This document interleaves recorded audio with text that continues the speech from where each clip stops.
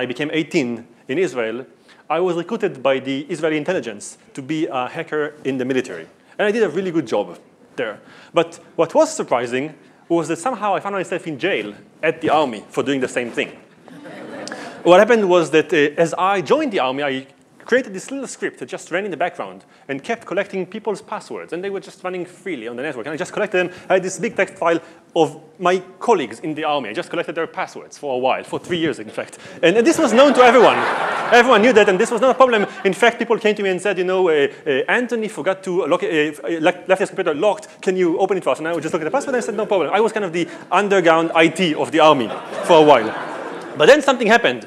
Internet became very kind of popular at the time, and everyone started having dial-up at home, and suddenly there was this word, cybersecurity and threats, and people started getting afraid of that, and they started looking for some kinds of evidence that it might happen to us, and suddenly they hear about this soldier that has a script that runs for 3 years now and has tons of passwords, and this became a big thing that led to me being put to trial at the army and sentenced to 7 days in military prison, which is nothing, but still, it's a way to make a statement. So I was spending 7 days in prison as a hacker for the first time in Israel, having to think about my life since I was going to finish the army in a few weeks, and I didn't really know what I'm going to do next.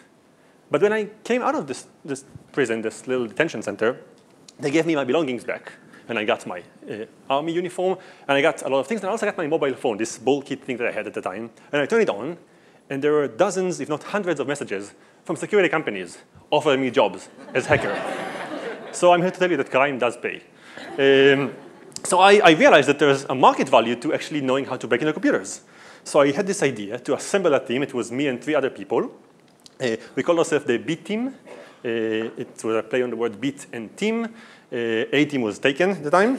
And the idea that we were hired by banks as lawful hackers. We were doing what we called penetration testing. It sounds kinky, but it was actually, we would go we'd get access to banks and try to see if there's a way for us to move money from one place to the other, to change accounts, to see information that is not accessible for others. And then we would go to the banks and explain to them in details how this can be done. We would write a long report that explains to people how you can do that and help them in a way secure themselves better from the real villains.